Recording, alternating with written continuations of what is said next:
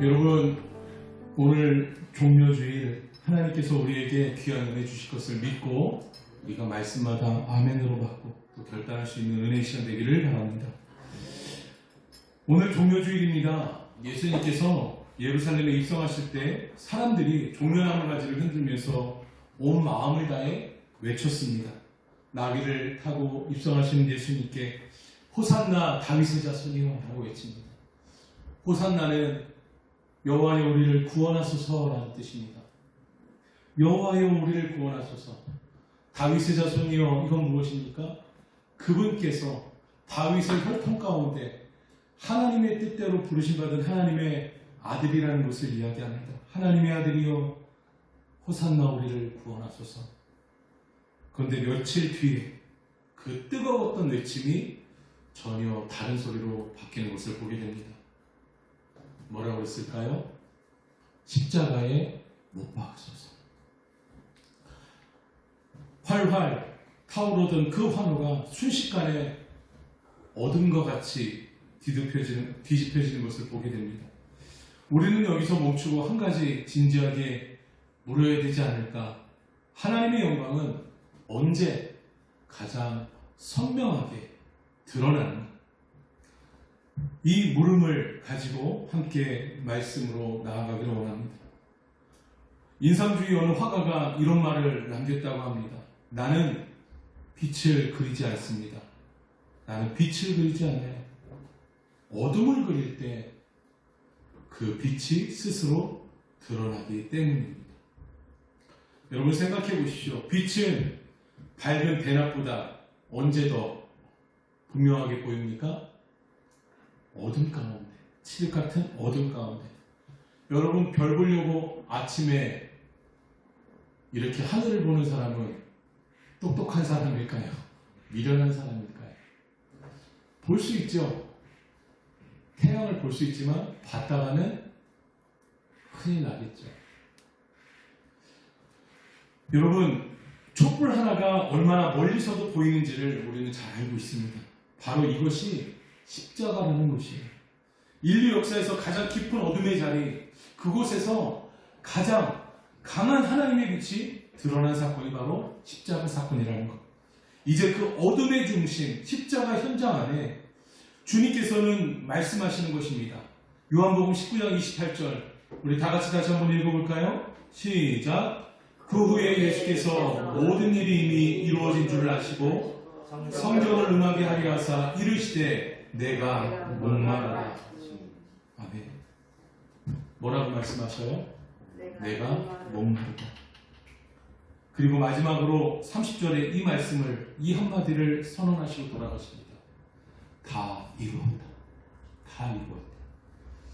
이 두 문장은요, 십자가의 절정을 담고 있는 말씀이라고 볼 수 있어요. 그런데 이것은 단순한 죽음의 기록이 아니라 이 말씀의 무게를 제대로 느끼려면 먼저 그 순간 예수님이 처해 계셨던 상태를 조금 더 깊이 들여다봐야 합니다. 내가 목마르다라고 말씀하셨어요. 여러분, 십자가 이 처형은 당시로서도 가장 힘들고 잔혹한 처형 방식 중에 하나입니다. 그 순간 예수님의 몸은 이미 한계에 다다른 것을 볼 수 있어요. 왜요? 십자가에 달리기 직전에 온몸에 채찍질로 심한 출혈이 있었습니다.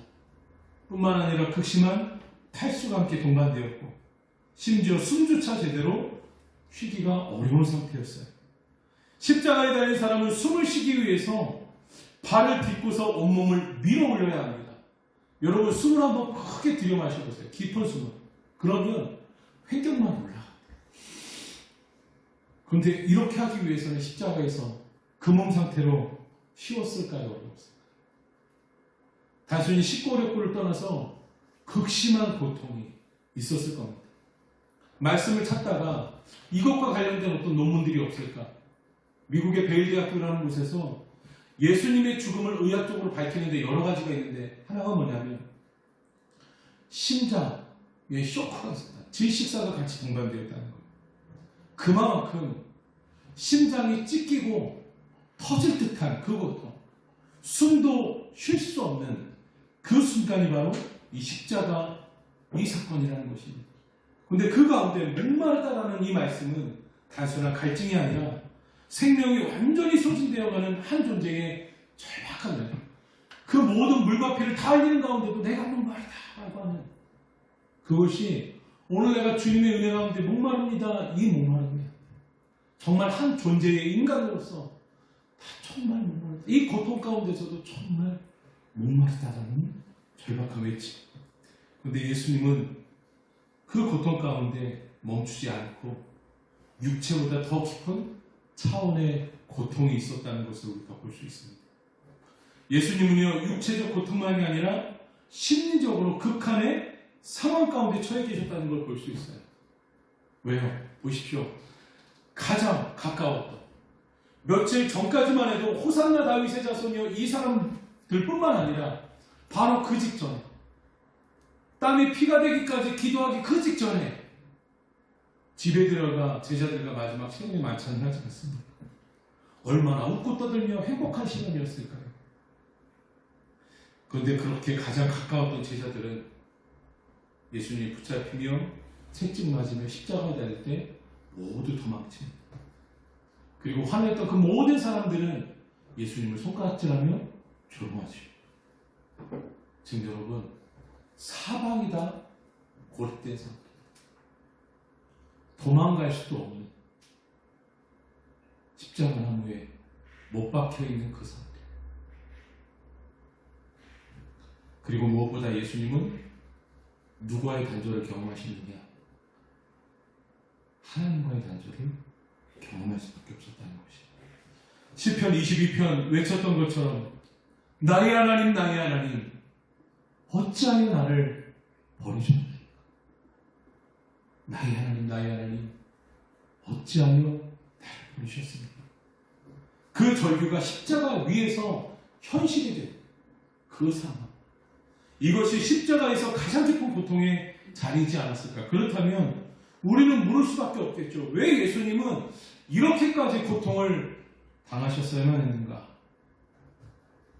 여러분, 예수님은 십자가의 그 자리로 억지로 끌려가신 것이 아니에요. 스스로 그 길을 어떻게 하셨다? 선택하셨다는 것. 순종하셨다는 것입니다. 그 이유는 딱 하나입니다. 우리의 모든 죄를 대신 짊어지기 위해서. 여러분, 여기에서 어떤 이가 예수 그리스도 또 하나님 그 은혜 아니고서야 자기의 죄를 해결할 수 있는 존재는 누가 있습니까? 아무도 없습니다. 우리가 하나님 앞에 범죄한 것, 사람 앞에 범죄한 것, 우리의 마음에 범죄한 것, 그 어떤 것 하나도 그 죄라고 하나님께서 명명하신 그것에 대해서 해결할 수 있는 존재는 아무도 없습니다. 오직 누구밖에? 예수 그리스도밖에. 그렇다면 그 죄에 대한 짐, 그 형벌은 또한 누가 담당하셨어야 돼요? 예수 그리스도밖에 없었다는 것이. 그것이 예수 그리스도에게 가장 큰 고통이지 않았나. 이 사실 앞에서 우리가 십자가를 바라보는 눈이 바뀌어야 될 줄 믿습니다. 여러분, 우리는 본능적으로 이렇게 생각합니다. 고통은 실패다라고 얘기할 수 있어요. 그리고 죽음이면 끝이다. 절박한 가운데 아무것도 할 수 없으면 이제 망했다. 시간도 다 됐다. 상황도 다 됐다. 기회는 없다. 라고 말할 때, 그러나 성경은 전혀 다르게 말씀하는 것을 볼 수 있죠. 여러분, 세상 사람들이 왔을 때 십자가는 실패일까요? 성공일까요? 실패죠. 여러분, 예수님이 십자가에 달리시기 직전 그들이 종려나무가지를 흔들며 낙이 타고 오시는 예수님 그 발 앞에 내려놓을 때, 자신들의 옷가지를 내려놓을 때, 이것을 밟고 가십시오라고 할 때 그들에게 있어서 예수님은 어떤 예수님이었을까요? 로마의 속국에서 그 고통에서 우리를 건져낸 다윗과 같은 개선장군이라고 생각하지 않았을까요? 그런데 그 개선장군과 같은 그 자가 빌라도의 목을 베는 것이 아니라 빌라도 앞에 가서 오히려 침묵하며 매맞는 모습을 보는 그 군중의 심리는 어땠을까? 실패다라고 생각했겠죠. 여러 부류의 사람이 있었을 겁니다. 병든 사람도 죽은 사람도 살리신 예수님인데 어째서 저러고 있을까? 어째서 저렇게 당하고만 있을까라고 생각한 사람들, 이해하지 못할 상황 가운데 있는 거예요. 그 어떤 사람들은 정죄하고 판단했겠죠. 아니었구나. 네. 내가 잘못 봤네. 내가 잘못 믿었네. 내가 괜한 수고를 했네. 괜히 따라다녔어. 라는 고민들이 있지 않았을까. 그들의 십자가는 실패라고 생각했을 거예요. 그런데 성경은, 하나님은 그 십자가는 실패가 아니라고 말씀하시는 것이죠. 그것은 하나님의 영광이 가장 여러분 선명하게 드러나는 자리가 바로 십자가의 자리였다는 것입니다. 왜냐하면 바로 그곳에서 죄가 해결되었고 구원이 완성되었기 때문에 그렇습니다. 십자가의 그 자리에 죄가 해결되는 자리, 구원이 완성되는 자리, 그 자리가 십자가. 그렇기 때문에 그것은 실패다 성공이다? 하나님의 성공이셨던 것입니다. 이제 그 절정의 선언 가운데 주님이 마지막 30절에 외칩니다. 우리 30절 다 같이 한 번 더 읽어보실까요? 시작. 예수께서 포도주를 마신 후에 이르시되 다 이루었다 하시고 머리를 숙이니 영혼이 떠나가시니라. 아멘. 여러분, 예수님이 한 사람으로서 오지 않으셨고 신적인 존재로만 오셨다면, 여러분 예수님의 제자들은 예수님을 이렇게 인간적인 모습을 썼을까요? 안 썼을까요? 그렇기만 바랬다면, 제가 예수님의 제자였고 예수님이 완전한 하나님으로만 비춰지기를 원하고 사람들이 알기를 원했다면 저런 이런 표현 같은 거를 쓰지 않았을 것 같아요. 목마르다느니, 심포도주를 했더니 괴로워했다느니, 머리를 숙이며 영혼이 떠나갔다느니, 메시아치고 너무 연약한 모습 아닙니까? 근데 성경은요, 가감없이 그런 모습을 우리에게 다 기록으로 말씀하고 있습니다. 참 하나님이었지만 참 인간으로 오셔서 사람의 그 모든 고통과 아픔을 다 온몸으로 감내하시고 그 가운데 하나님의 뜻을 이루신 예수 그리스도.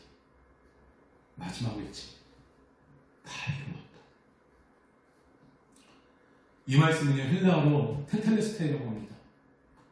이 단어는 단순히 끝났다라는 의미가 아니라 그 당시에 상인들이 빚을 다 갚았을 때요, 영수증에 찍던 도장에 글이었다는 거예요. 테텔레스타이. 빚이 완전히 지불되었다. 사명을 완수했다. 지금 우리로 말하면 합격, 통과. 다시 말해 우리의 죄값이 완전히 해결됐다라는 말을 다 이루었다라는 말로 말씀하신 거예요. 이것은 패배한 자의 그 한숨 섞인 말이 아니었습니다. 사명을 완수한 자의 승리의 외침이었어요.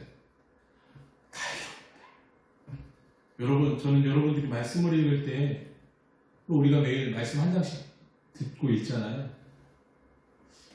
여러분들이 하나님이 주신 저는 능력 중에 하나가 상상력이라고 생각해요.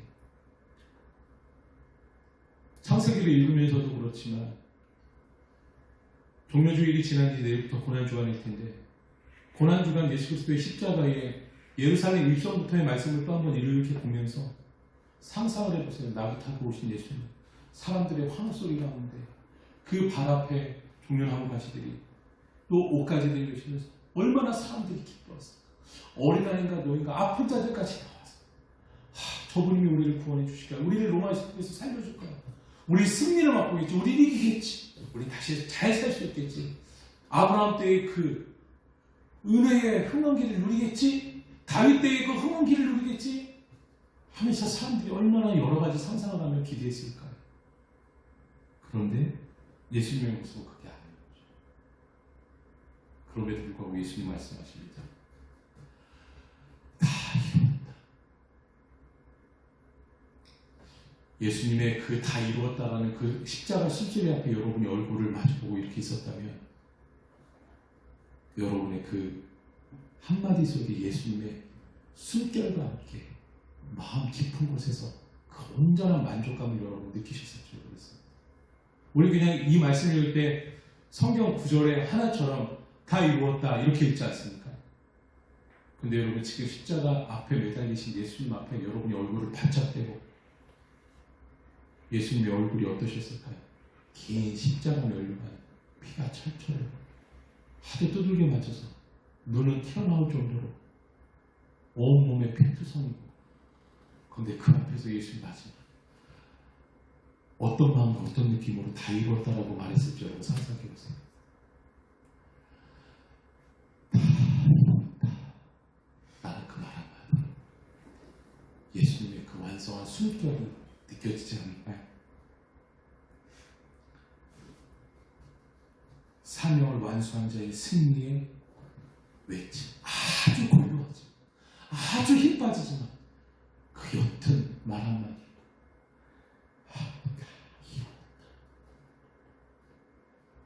여기서 우리는 깊고 중요한 진리를 하나 발견할 수 있습니다. 하나님은요, 우리가 기대하는 방식과 다르게 일한다는 것이죠. 화려한 빛이 아니라 어둠 속에서, 강함이 아니라 약함 속에서, 성공처럼 보이는 자리가 아니라 실패처럼 보이는 자리에서 가장 위대한 일을 이루신다는 것이에요. 그래서 십자가가 우리에게 말하는 것입니다. 어둠은 끝이 아니다는 거예요. 다 따라해 봅시다. 어둠은 끝이 아니다. 어둠은 끝이 아니라는 거죠. 여러분의 그 가장 힘든 순간, 어려운 순간, 괴로운 순간, 무엇 하나 할 수 없는 그 순간, 그 어둠의 인생 끝자락, 그것이 끝이 아니라 하나님이 일하시고 준비하는 시간입니다. 그 순간 우리 어떤 마음과 어떤 생각을 가지고 하나님이 서 있느냐가 중요하다는 것이죠. 이 진리를 이제 우리의 삶에 적용해 봐야 되지 않을까요? 사랑하는 성도 여러분, 우리도 이런 순간을 살아요. 간절히 기도하는데 응답이 없는 것 같을 때, 뭔가 이리저리 뛰어보고 노력하고 한다고 하는데 사방이 막힌 것 같은 그 상황. 때로는 사방이 막힌 것뿐만 아니라 어느 때는 사방이 열려있는데도 불구하고 내 마음에 감흥이 안 일어나서 내 육신도 내 몸도 내 마음도 내 뜻대로 안 될 때, 질병 가운데, 고통 가운데, 무너지는 상황 가운데 아무것도 보이지 않고 느껴지지 않을 때, 특별히 하나님이 보이지 않고 느껴지지 않을 때, 우리는 입술로 혹은 마음속으로 이렇게 말하지 않습니까? 끝났다. 망했네. 끝났어. 그럼 십자가가 우리에게 이렇게 선언해 주는 것이죠. 그때가 바로 시작이야. 그때가 바로 시작이야. 이 진리를 더 깊이 마음에 새기기 위해 한 가지 이야기를 해볼까요? 여러분, 어떤 부모가 자녀를 살리기 위해서 자신의 장기를 내어줍니다. 수술대 위에 누운 그 노부모는 그 모습을 보면 어떻게 보일까요? 참 연약해 보이고, 힘없어 보이고, 약해 보이고, 고통스러워 보이고, 그렇지 않나요? 근데 여러분, 그 약하고 고통스러운 모습이 다입니까? 아니잖아요. 실제로는 뭐예요? 세상에서 가장 깊은 사랑의 절정이라는 거예요. 내 자녀를 위해서 나의 것을, 나의 목숨을 도려내어 주는 것, 고통이고 희생이고 약한 가운데 그 미래가 보이지 않아 보이지만 아니죠. 가장 깊은 사랑의 절정인 것이죠.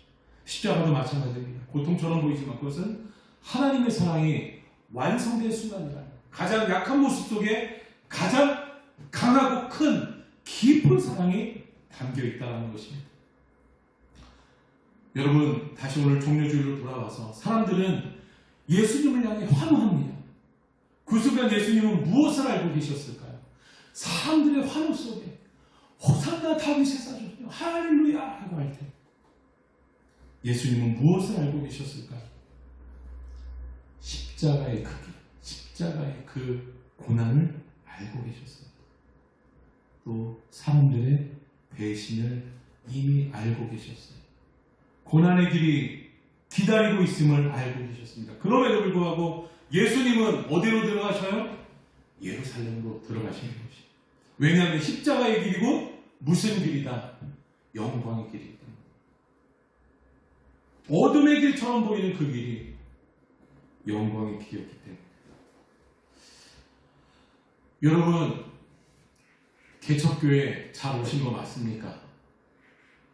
아멘. 5초 느린 것 같아요. 여러분, 고난길입니다. 힘든 길입니다.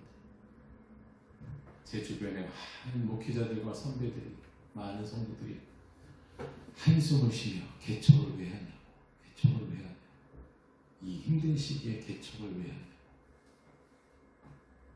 개척을 왜 할까요? 네, 지나가는 개만 봐도 그렇게 반갑다는데,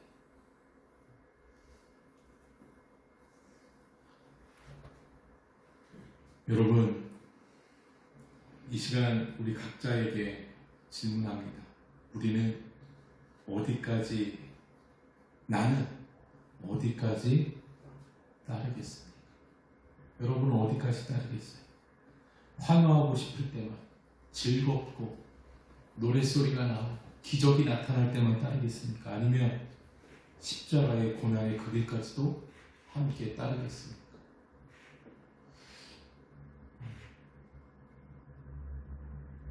이 질문 앞에 여러분들의 삶 속에 가장 편안하고 안락하고 행복한 그 순간이 아마 떠오르고 있어요. 집에서 누워있을 때, TV 보고 있을 때, 핸드폰 보고 있을 때, 맛있는 것을 먹고 있을 때, 교회를 다니는데 그런 그럭저럭한 평범한 삶을 살아갈 때, 또 가끔가다 좋은 일이 있을 때, 어떤 어려움이나 힘든 일이 없을 때만 따르겠습니까? 아니면 예수 믿는데 욕먹고 손가락질 당하고 왕따 당하고 오히려 그것 때문에 불이익을 당한다. 그래도 여러분 주님을 따르시겠습니까? 이번 한 주간 고난주간이라고 말씀드렸습니다. 종료주일 다음에는 바로 고난주간 한 주간인데 많은 교회들이 이 고난주간에 특별 새벽 기도회를 합니다. 그리고 금요일에는 성금요일로 또 기도회를 뜨겁게 하죠. 또 토요일이 지나 일요일 주일날 부활의 기쁨을 부활주일로 드립니다. 우리가 부활주일을 맞이하기 전에 여러분 십자가를 깊이 묵상할 수 있기를 바랍니다. 내가 붙들고 있는 것들이 무엇인지 다시 한번 찬찬히 살펴보고 내려놓을 수 있기를, 내려놓지 못하겠거든 그것 가지고 주님 앞에 물어가며 씨름할 수 있는 그 과정이라도 겪으시기를, 그것이 또 한 걸음의 시작일 겁니다. 그리고 어둠 속에서도 하나님을 또 반발짝 한 걸음씩 신뢰해보는 시간을 가지십시오. 그 어둠이 하나님이 일하시는 자리가 될 줄 믿습니다. 그리고 이 시간 마음으로 여러분 고백하십시오. 주님, 어둠 속에서도 고난 속에서도 내가 힘들 때에도 내가 주님의 영광을 믿고 따르겠습니다. 하나님이 나에게 주신 십자가 나에게 치라고 하셨는데 이미 여러분 우리가 져야 될 죄의 십자가는 예수 그리스도께서 다 져주셨어요. 우리가 져야 될 십자가는 뭐다? 사명이에요. 사명입니다. 하나님이 가라, 나의 복음을 온 천하에 전하라, 아버지와 아들과 성령의 이름으로 세례를 전하라는 그 복음에 대한 사명이에요. 죽음에 대한 사명이 아닙니다. 생명에 대한 사명이에요. 이 생명에 대한 사명을 전하는데 어찌 죽음의 멸망의 그 십자가와 견주겠습니까? 무게가 다르죠. 기쁨이죠. 고난이지만 행복이죠. 영광이죠. 면류관이죠. 십자가를 피하지 않고 끝까지 따라가시길 고백하고 따라가십시오. 힘들지만 주님이 여러분에게 주신 사명이면서 여러분 우리가 잘 쓰는 말처럼 하나님의 복입니다. 하나님 나에게 주신 복입니다. 말씀을 마무리합니다. 사랑하는 성도 여러분, 십자가는 가장 어두운 사건이 맞아요. 그러나 동시에 가장 밝은 영광의 자리라는 것. 끝처럼 보였지만 그것은 완성의 순간이었다. 죽음처럼 보였지만 그곳에서 무엇이 시작되었다? 예수님이 죽음으로 하여금 온 인류를 살리시는 생명의 시작이 됩니다. 어둠 속에서 하나님은 결코 침묵하지 않으셨어요. 가장 깊은 어둠 속에서 가장 영광을 드러내게 하십니다. 예수 그리스도. 그 어둠 속에서 선명한 영광을 우리를 통해서 이뤄 가실 줄 믿습니다. 그 믿음 가지고 승리할 수 있게 예수님의 축복합니다. 우리 찬양팀 나눠주시겠습니까? 십자가를 잡으신 어린 양 예수, 내 죄 씻어주시고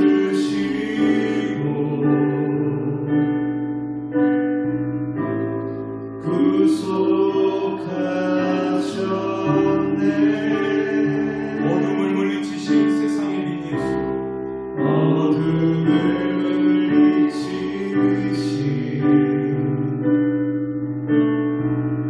세상의 빛 예수, 영광의 빛 비추사 자유케 하시네. 예수 하나님의 완전한 사랑, 예수 하나님의 완전한 사랑, 예수 하나님의 값없는 은혜, 예수 하나님의 놀라운 지혜, 아름다운 그 예수 하나님의 완전한 사랑, 예수 하나님의 완전한 사랑, 예수